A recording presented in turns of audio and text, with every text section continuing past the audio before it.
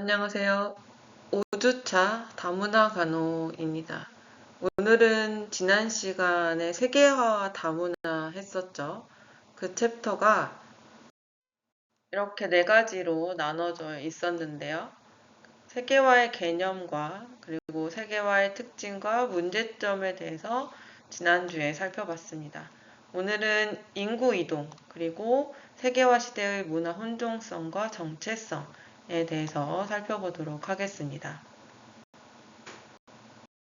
일주 전이긴 하지만 여러분들 그래도 많이 잊어버렸을 것 같아서 좀 지난주와 연결된 내용들이기 때문에 잠깐 간단하게 짚고 넘어가면 지난주 세계화의 개념에 대해서 이야기를 했죠.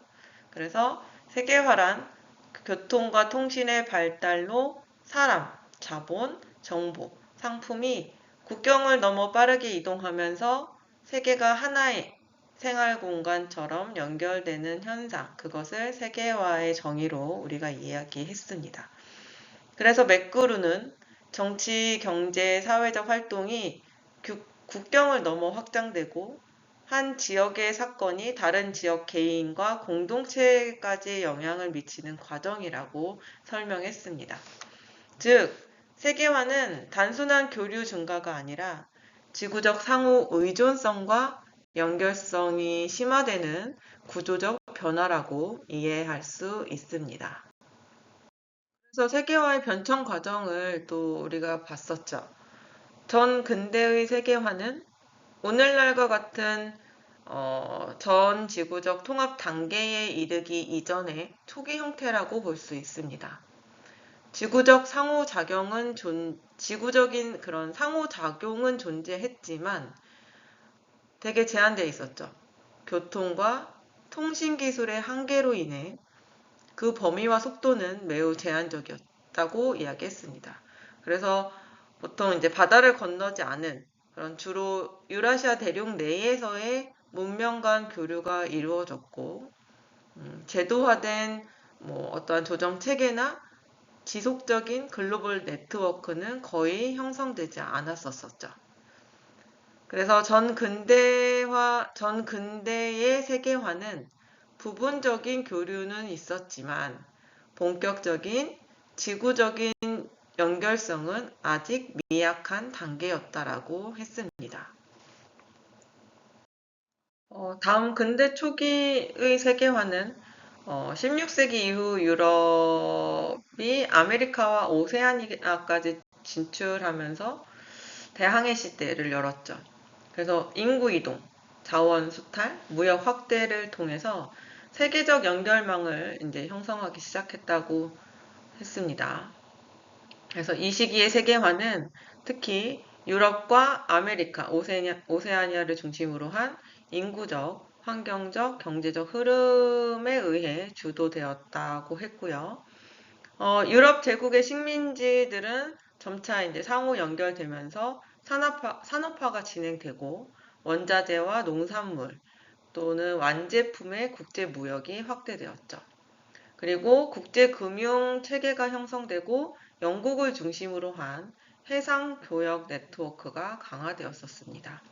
그리고 기술적으로도 철도, 기계화된 선박, 운하와 도로 건설이 발전하면서 장거리 이동과 교역이 더욱 수월해졌다고 이야기했었고요. 또 인쇄술 이야기했었죠. 그래서 인쇄술의 확산 역시 중요한 문화적 교류를 이제 촉진했었죠. 그러나 이런 기술과 네트워크는 아직 전세적으로 이제 균등하게 확산된 건 아니고 일부 핵심 유럽 국가를 중심으로 한 제한적으로 이루어졌고, 그리고 이런 식민지에는 실제적으로 이루어지지 않았죠. 그래서 근대 초기의 세계화는 제국주의와 산업화에 의해 연결성이 크게 확대된 시기는 맞지만 오늘날과 같은 또 전 지구적인 통합 단계에 이르지는 못한 과도기적인 단계라고 볼 수 있었습니다. 그 다음은 근대의 세계화. 그래서 1850년부터 1945년경에 이르는 지구적 연결성이 이제 급격히 확대된 시기죠. 정치, 군사적 팽창과 함께 이 경제적 세계 체제가 본격적으로 형성되었고, 유럽 중심의 제국주의 확장이 지구적인 상호 연결망을 강화시켰죠. 그래서 이 시기에는 무역과 투자가 역사상 최고 수준에 도달했고, 국제 금융과 교역 네트워크가 거대하게 성장했었습니다. 또한 인류 역사상 최대 규모의 대륙 간 이주가 인구 이동 이런 게 이루어지면서 인구 이동 역시 세계화의 중요한 흐름이 되었죠. 무역, 투자, 이주 분야에서 지구적 상호 의존성이 뚜렷하게 나타나는 것이 이 시기의 특징입니다. 그러나 이러한 세계화는 제1차 세계대전 이후에 국제적 갈등으로 이제 큰 타격을 받으면서 일시적으로 후퇴, 중단됐었죠. 그래서 이후 그 패배국의 변화와 함께 새로운 국제 질서가 형성되기 시작했습니다. 그래서 이 시기는 제국주의적 확장과 경제적 통합이 정점에 이르렀다가 전쟁으로 뭔가 균열이 생기는 역동적이고 격변적인 세계화 단계라고 우리가 이야기할 수 있습니다. 근대의 세계화는 1차 세계전의 영향을 받았다라 하면 현대의 세계화는 2차 세계대전 이후 형성된 새로운 국제 질서 속에서 본격적으로 전개됐죠. 그래서 전쟁의 결과로 그 유럽 중심의 체제는 약화되고 미국과 소련을 중심으로 한 새로운 권력 구조가 형성되었습니다. 그래서 유엔과 같은 국제기구와 다양한 국제 제도가 등장하면서 세계 정치 질서가 제도화되었죠. 그래서 1990년대에 들어서 냉전이 종식되면서 이제 거의 모든 지역이 영토 국가 체제로 재편되었고 세계화는 더욱 긴밀하게 연결되었다고 이야기했죠. 그래서 특히 이제 통신 기술의 급속한 발전으로 국경을 넘는 정보 흐름과 문화 교류 이것들이 이제 속도와 범위가 크게 확대되면서 이제 또 어떠한 영향을 세계화에 영향을 미쳤고요. 이주 형태도 변화하면서 난민, 노동 이주, 신흥 경제권 이도로의 이동이 생기면서 다양한 유형의 인구 이동이 증가했습니다. 그래서 산업화된 생산과 이 소비가 전 세계적으로 확산되면서 경제적 상호 의존성 역시 이제 심화되었죠. 결국 현대의 세계화는 정치, 경제, 문화, 이주 등 모든 영역에서 연결성과 상호 의존성이 크게 강화된 단계라고 정리할 수 있습니다. 우리가 또 지난 시간에 살펴봤던 것들 지금 잠깐 리뷰를 하고 있는데요. 세계화의 특징과 문제점 살펴봤죠.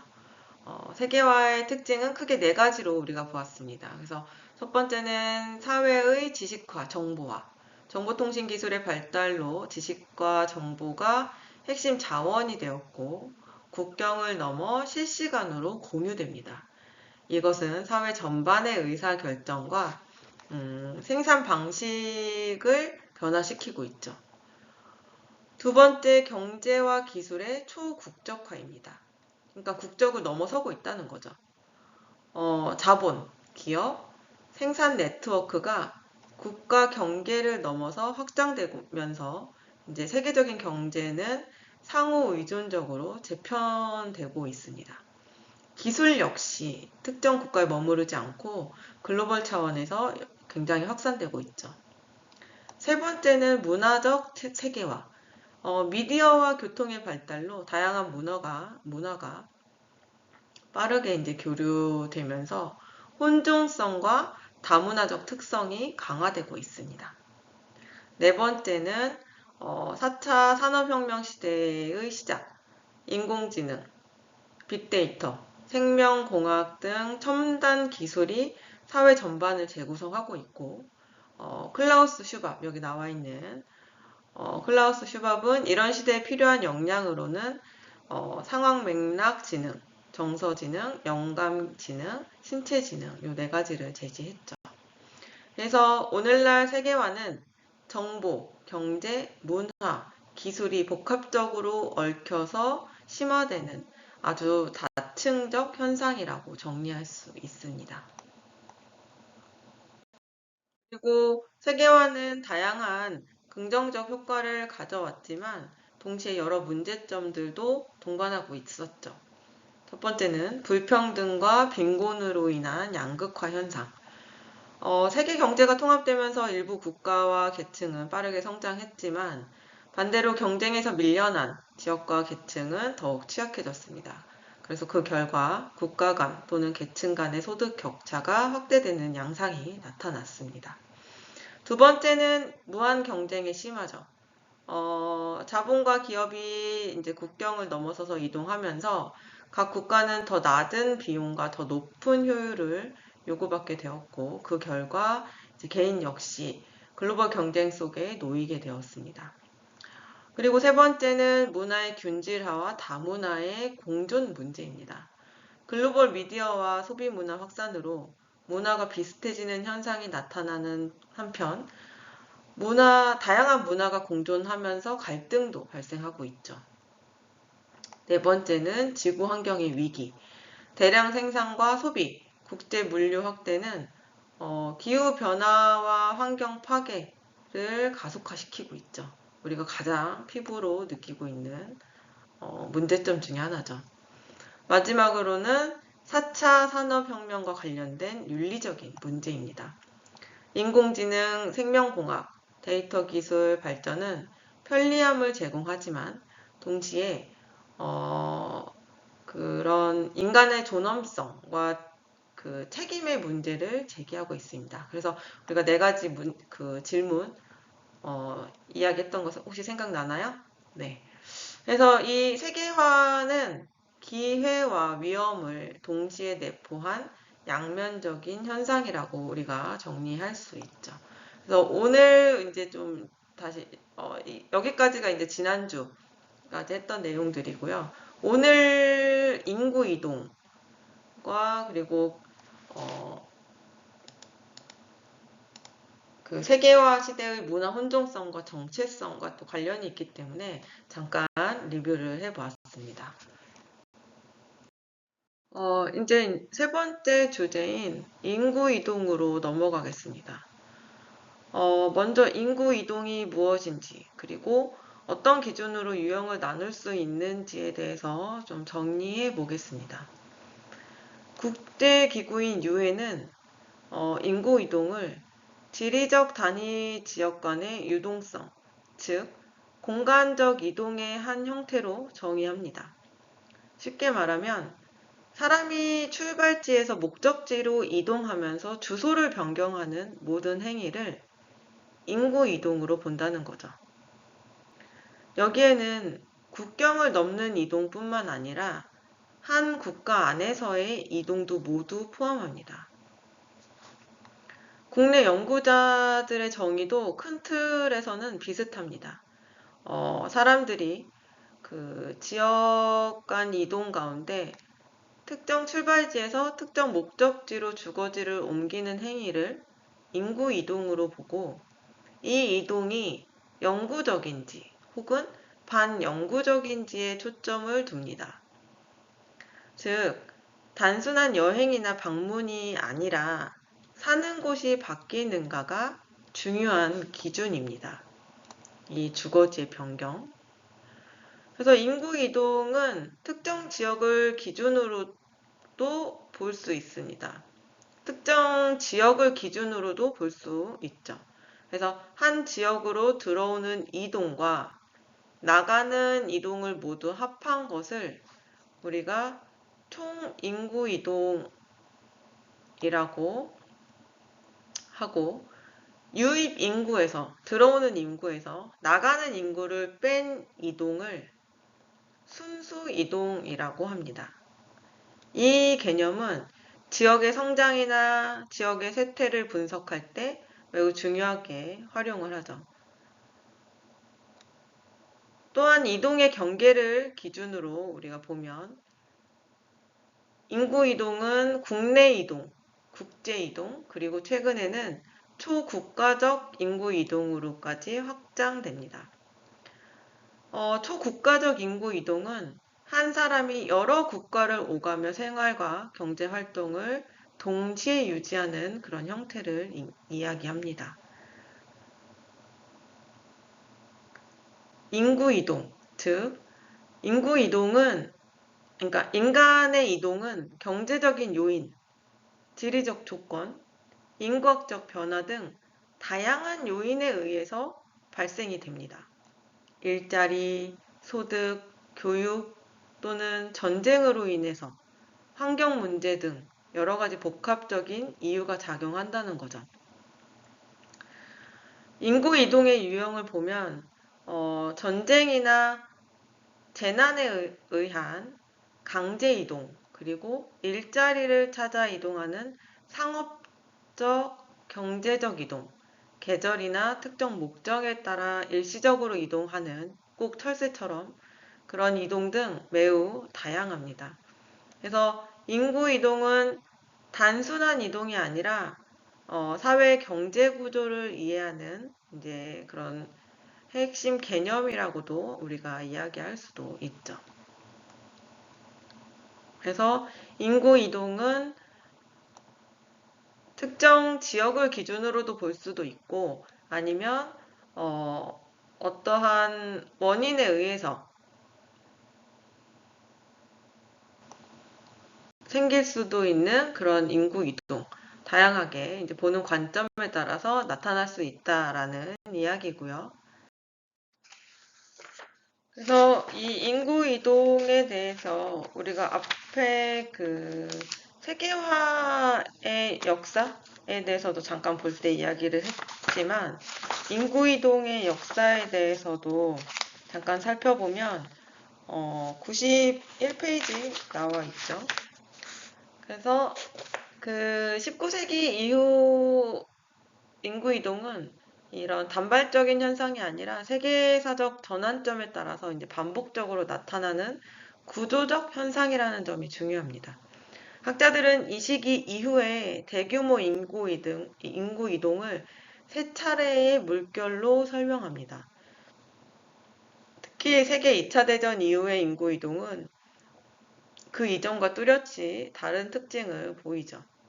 그래서 전쟁 이전의 이동은 주로 농업 경영이나 생존 목적으로 인구 밀도가 낮은 지역으로 이동하는 형태였다면 그 제2차 세계대전 이후에는 공업화, 산업화가 본격화되면서 사람들이 신흥 공업국으로 노동력을 제공하기 위해서 이동하기 시작하죠. 대표적인 사례가 이제 라틴 아메리카와 아시아 인구의 미국 이주, 아랍 인구의 서유럽 이동, 동북아시아 인구의 일본 이동들을 이제 예로 들 수 있습니다. 그래서 이 시점에서는 인구 이동은 단순한 개인 선택이 아니라 세계 경제 구조와 노동 시장의 그런 재편성에 따른 결과로 이해해야 하는 거죠. 현재 전 세계적으로 이주한 인구는 약 2억 명 이상으로 추산되고요. 유엔 자료에 따르면 2017년 기준 전 세계 이주자는 2억 5,800만 명, 2000년 대비 50% 이상 증가했습니다. 즉, 인구 이동은 예외적 현상이 아니라 현대 세계를 구성하는 기본 조건이 되었다고 볼 수 있죠. 그래서 인구 이동은 이렇게 이제 지역별 변화와 그에 따른 또 특징으로 또 이렇게 구분해 볼 수 있습니다. 그래서 1990년대만 해도 미국은 세계 최대의 이주 목적지가 되었었죠. 그래서 1990년대 미국으로 이주한 외국인은 1,160만 명?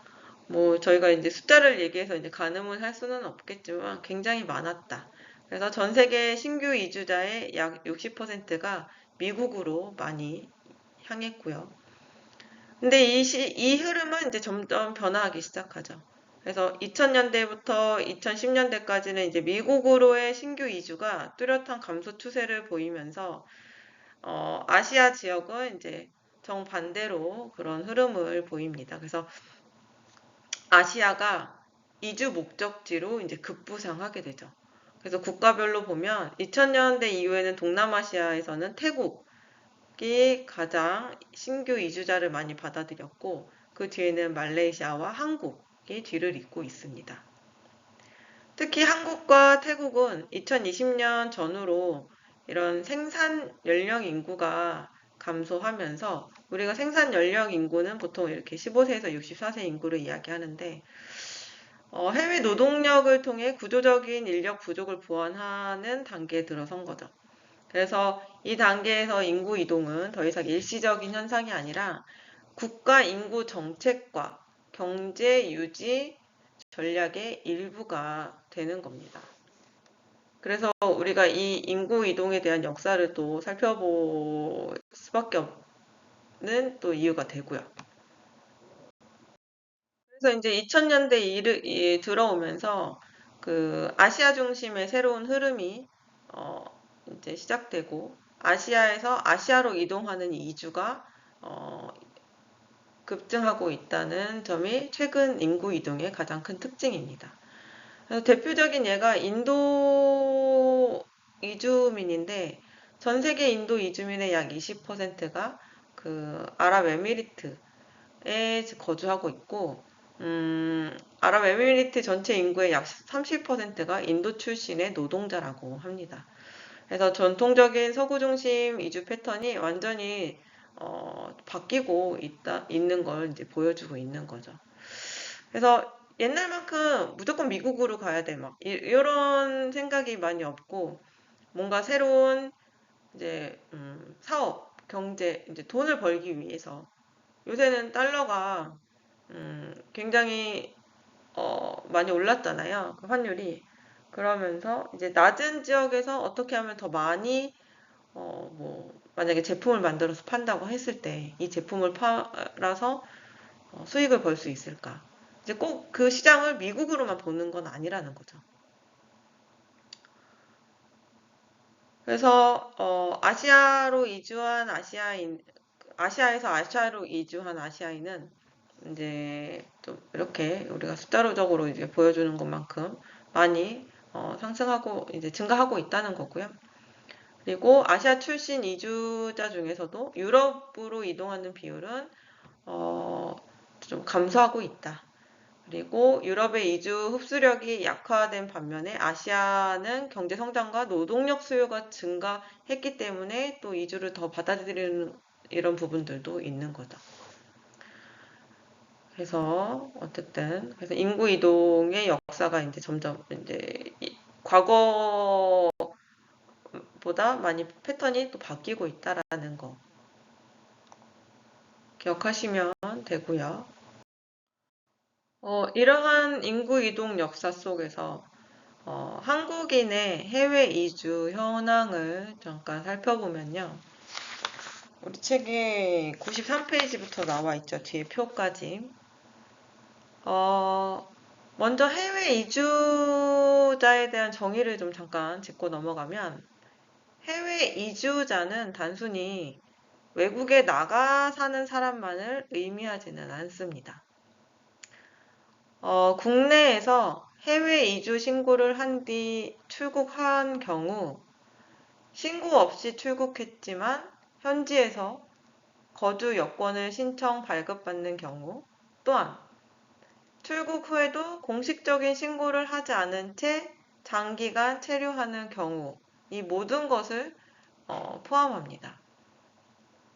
즉, 통계에 잡히는 해외 이주자는 실제 체감보다 적을 수 있다는 점을 먼저 이해해야 합니다.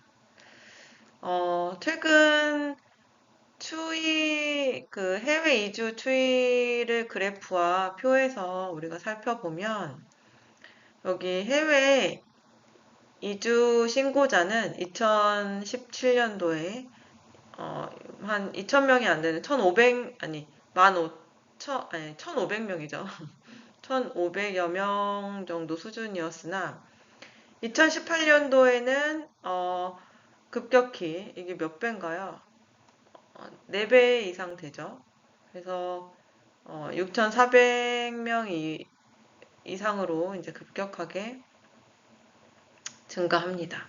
그래서 이 시기는 글로벌 노동의 이동, 이민 제도의 완화, 해외 취업, 해외 이주에 대한 관심 증가가 겹쳐지는 시점으로 우리가 해석할 수 있습니다. 이후 2019년에는 감소세를 보이고 2020년과 2021년에는 우리가 이제 코로나19를 겪으면서 이 코로나 팬데믹을 이 코로나에 의한 영향으로 해외 이동 자체가 크게 위축됐던 시기였죠. 그래서 해외 이주자 수가 2,000명대 초반으로 이제 낮아집니다. 그러나 이제 이 팬데믹이 끝나고 2022년과 2023년 사이에는 다시 증가해서 2023년 기준 약 3,700명, 거의 4,000명 가까이 이제 증가되는 것을 우리가 볼 수 있죠. 이것은 국경 통제가 완화되고 해외 취업, 이민 수요가 다시 살아난 결과로 볼 수 있습니다. 국가별로 보면 한국인의 해외 이주 목적지는 여전히 미국이 가장 큰 비중을 차지하고 있고 그 다음으로는 캐나다, 호주, 뉴질랜드 이런 영어권 국가가 이제 뒤를 잇고 있죠.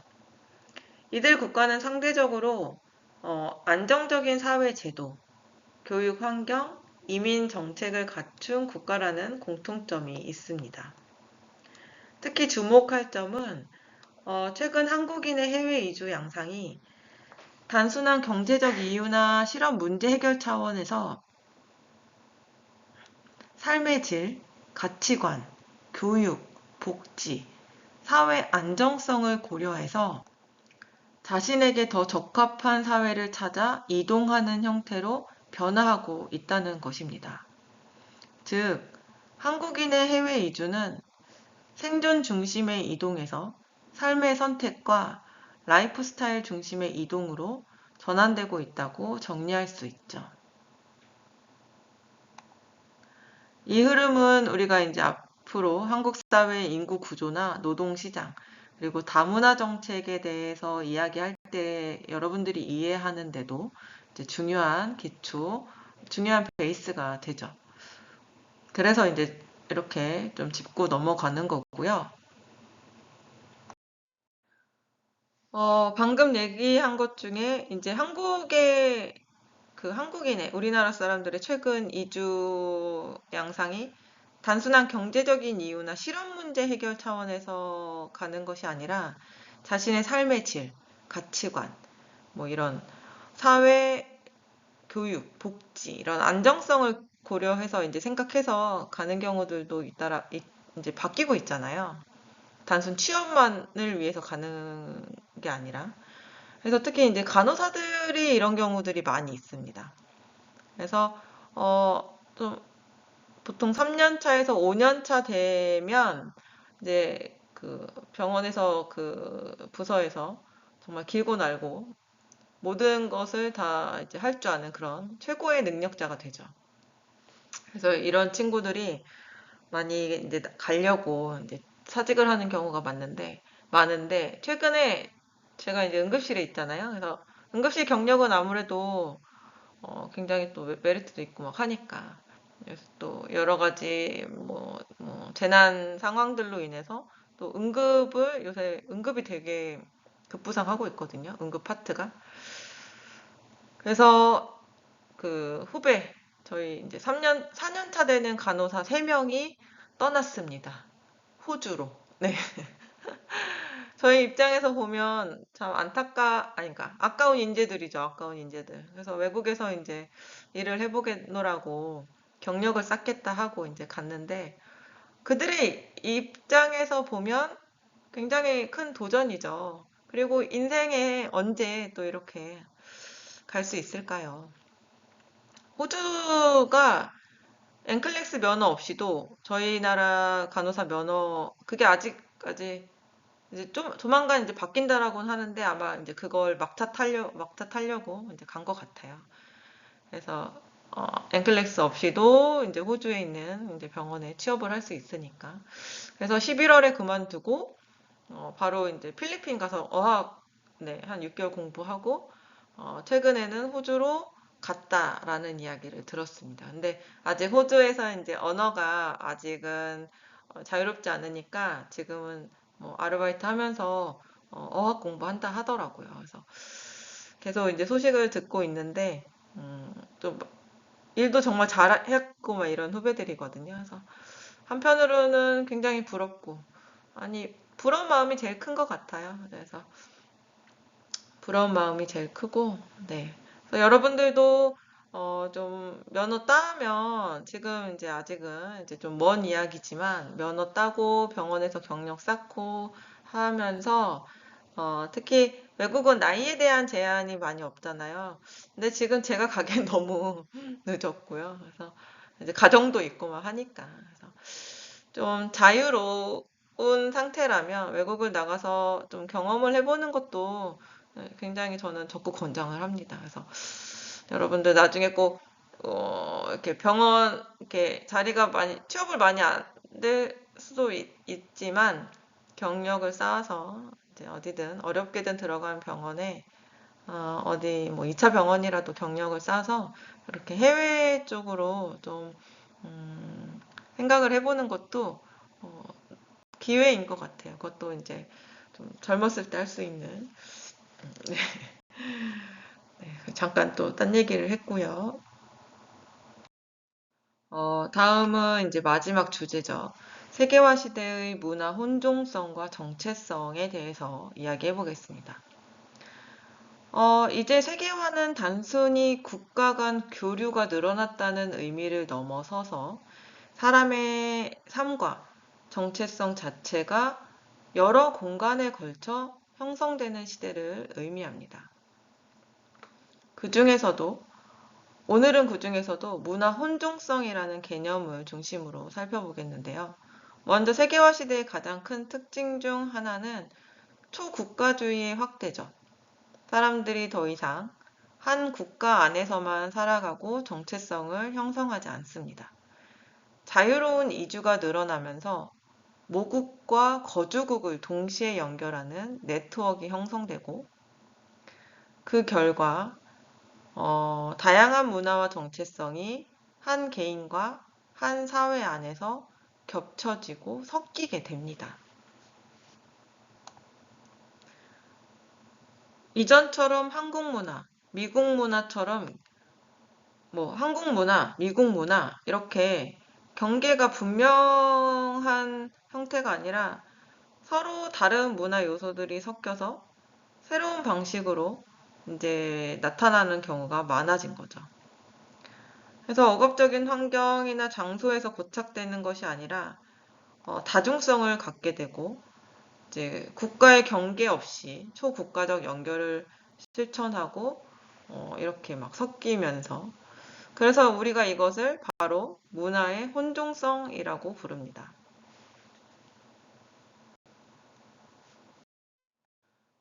이제 문화의 혼종성은 일부 이주민 집단의 특징이 아니라 세계 문화 전반에서 보편적인 현상으로 자리 잡고 있습니다. 이러한 혼종성을 이해하는 데 중요한 이론가가 바로 호미바바입니다. 호미바바. 호미바바는 현대사회에서 문화란 고정된 것이 아니라 사람들의 이동과 상호작용 속에서 끊임없이 생성되고 변화하는 것이라고 설명합니다. 그는 특히 대규모 지리적 이동과 서로 다른 사람들 간의 섞임을 통해 기존의 단일한 정체성이 아니라 새롭고 전환적인 혼성, 정체성이 등장한다고 보았습니다. 즉, 한 사람이 하나의 문화에만 속하는 것이 아니라 앞서 얘기했지만 여러 문화 요소를 동시에 지니면서 살아가는 것이 자연스러운 상태라는 것이죠. 이 관점에서 보면 문화는 더 이상 통일적이고 확정된 모습으로 전승되는 것이 아닙니다.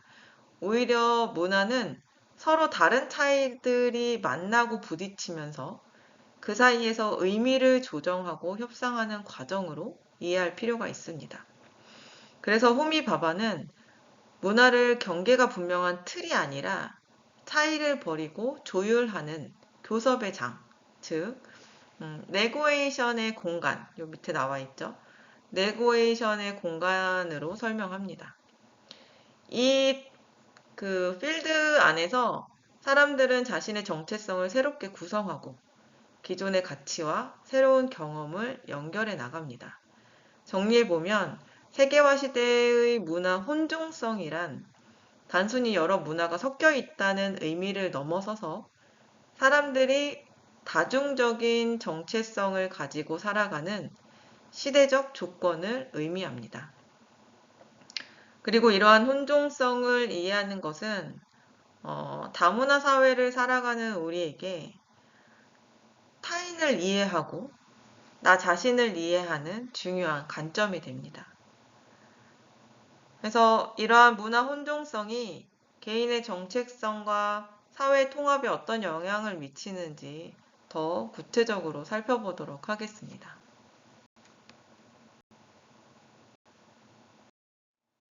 세계화 시대는 국가 간 이동이 증가하면서 이제 제3의 공간이 형성이 되고 그 안에서 다양한 문화가 섞이면서 혼종성이 나타나죠. 이러한 혼종성은 단순한 문화 혼합이 아니라 지역과 세계를 넘나드는 초문화적 상호작용의 결과라고 이야기했죠. 그래서 포스트 모던 관점에서 보면 정체성은 더 이상 고정된 본질이 아닙니다.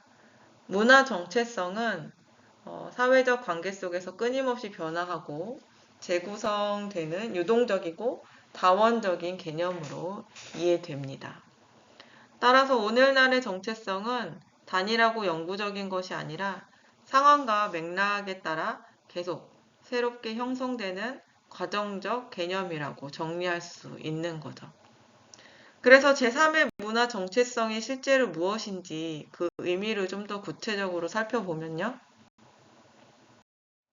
새로운 문화 정체성이라는 말은 단순히 제1의 문화, 제2의 문화, 그러니까 모국 문화와 그런 이주한 체제국의 문화, 주류국의 문화, 이것을 절충한 중간 형태를 의미하지 않는다고 했잖아요. 그래서 이게 굉장히 중요하죠. 그래서 해외 이주자들은 태어난 사회에서 형성된 모국 문화, 이주 후 살아가며 접하게 되는 이런 주류국 문화를 모두 경험합니다. 하지만 이 두 문화가 섞여서 단순히 중간 문화가 되는 것이 아니라 그 과정 속에서 아까도 얘기했듯이 이주자들만의 독특한 새로운 문화, 즉 제3의 문화 정체성이 형성되는 거죠. 그래서 이들은 어느 문화에도 완전히 속하지 않는다는 느낌을 갖기도 합니다. 보시는 것처럼 이들은 각 문화의 주변인으로 인식되면서 어느 한 문화에도 완전히 귀속되지 않는 존재로 이해되기도 하죠.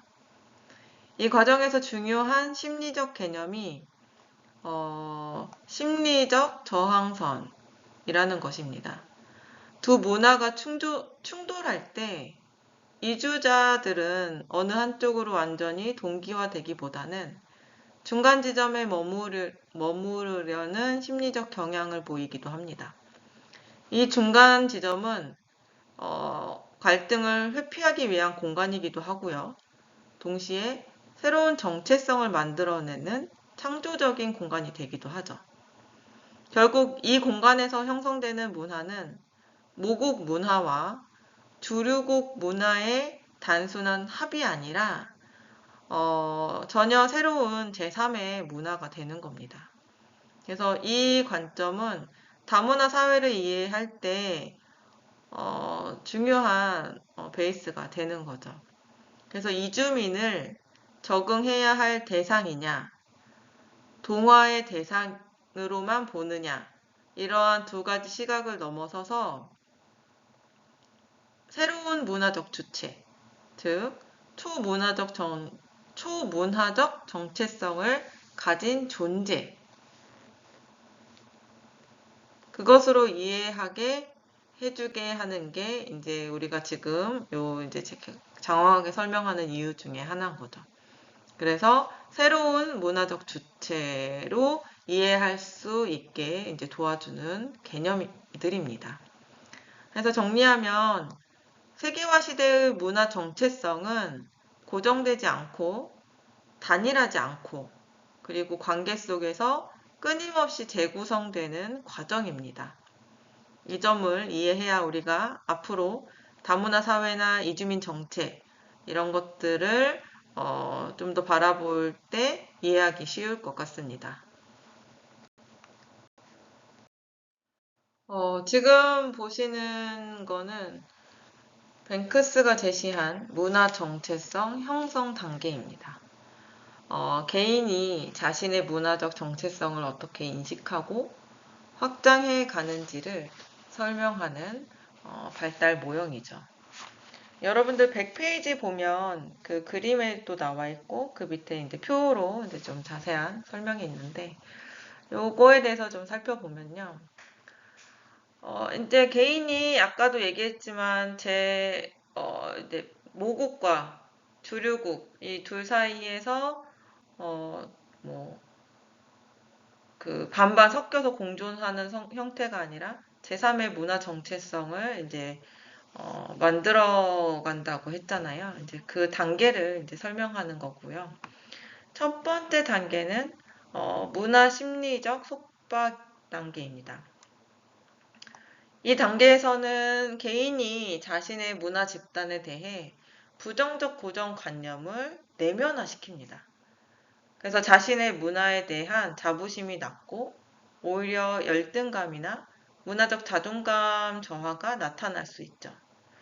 즉, 타인의 시각을 그대로 받아들이는 단계라고 볼 수 있습니다.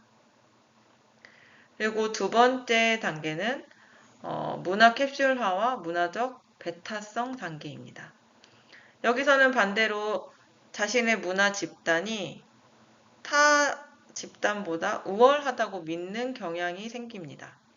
자신의 정체성을 강하게 방어하면서 다른 집단에 대해서 이제 배타적인 태도를 보일 수 있는 거죠. 1단계가 자기 부정이라면 2단계는 과도한 자기 방어라고 이제 이해할 수 있습니다. 세 번째 단계는 문화 정체성의 명료화 단계. 이 단계는 자신의 문화 정체성을 보다 객관적으로 인식하고 긍정적으로 수용합니다. 감정적 반응이 아니라 성찰을 통해 자신이 누구인지 분명하게 이해하는 단계가 되는 거죠. 진정한 자존감이 형성되는 시기입니다. 네 번째 단계는 초문화주의, 즉 두 문화의 공존 단계입니다. 개인은 자신의 문화뿐 아니라 다른 문화에도 편안하게 참여할 수 있는 그러한 능력을 갖게 됩니다. 그래서 두 문화 속에서 균형을 유지하면서 이제 상호작용이 자연스럽게 나타나게 되는 거죠. 그림으로도 볼까요? 다섯 번째 단계는 여기 있죠. 다문화주의와 성찰적 민족주의 단계입니다.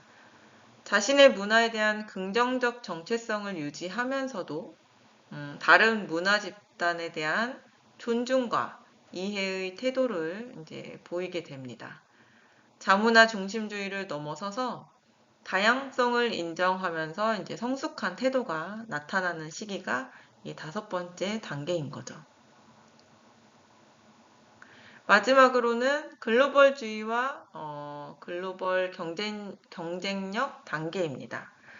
여기서는 국가 정체성과 함께 글로벌한 정체성을 갖게 됩니다. 다양한 문화 속에서 효과적으로 기능할 수 있는 지식과 태도, 능력을 갖추게 되는 단계가 되는 거죠. 결국 이 모형은 정체성은 고정되는 것이 아니라 부정, 그리고 방어, 명료화, 공존, 그리고 다문화적 성숙, 그리고 글로벌 시민성으로 발전해가는 과정인 것을 이제 보여주고 있죠. 그래서 여기서 중요한 점은 다문화 사회에서 교육과 사회화의 목표, 우리가 굉장히 중요하죠. 이제 이민자들이 왔을 때 이들을 어떻게 동화시킬 것인지 아니면 무조건 인정만 할 것인지. 그래서 다문화 사회에서의 교육과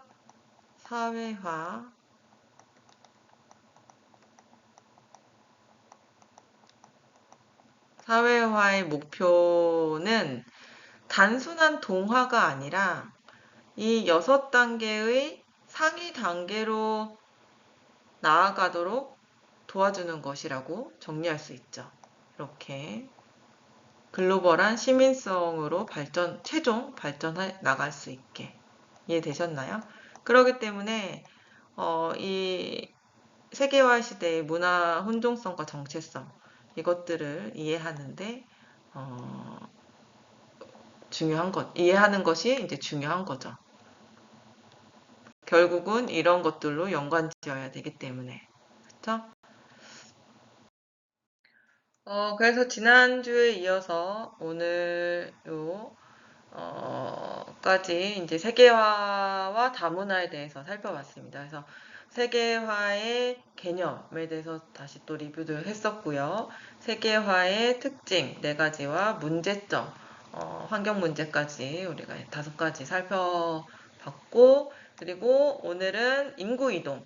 그래서 이제 시대적으로 인구 이동이 어떻게 변화되었는지, 그리고 지역적으로는 어떠한 양상을 보여주고 있는지, 그리고 마지막으로 우리나라, 한국의 인구 이동에 대해서도 살펴봤습니다.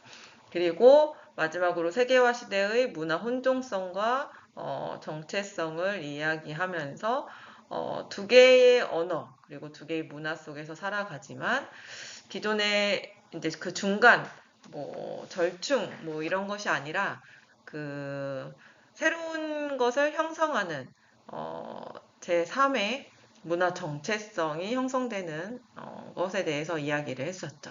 그래서 최종 우리가 이런 것들을 이야기한 목적은 이야기했었죠. 다문화 사회에서 교육과 사회화의 목표, 이 이주민들의 교육과 사회화의 목표가 단순한 동화가 아니라 이 뱅크스가 이야기한 6단계에서 가장 상위 단계로 나아가도록 돕는 것이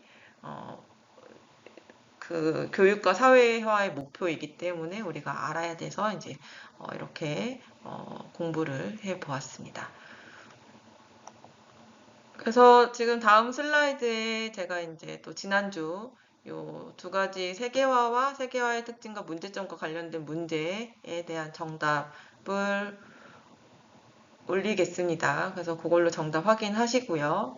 또 그 다음에 이제 문제, 오늘과 관련된 요 2가지 주제, 또 요 2가지 주제에서는 크게 요 3번보다는 이제 4번이 아무래도 더 중점이 있겠죠. 이제 그래서 관련된 문제 또 올려놓을게요. 그래서 요거에 대한 또 정답 올려주시면 그걸로 출석 인정 과제 하도록 하겠습니다. 네, 오늘 수업 여기까지 하겠습니다. 감사합니다.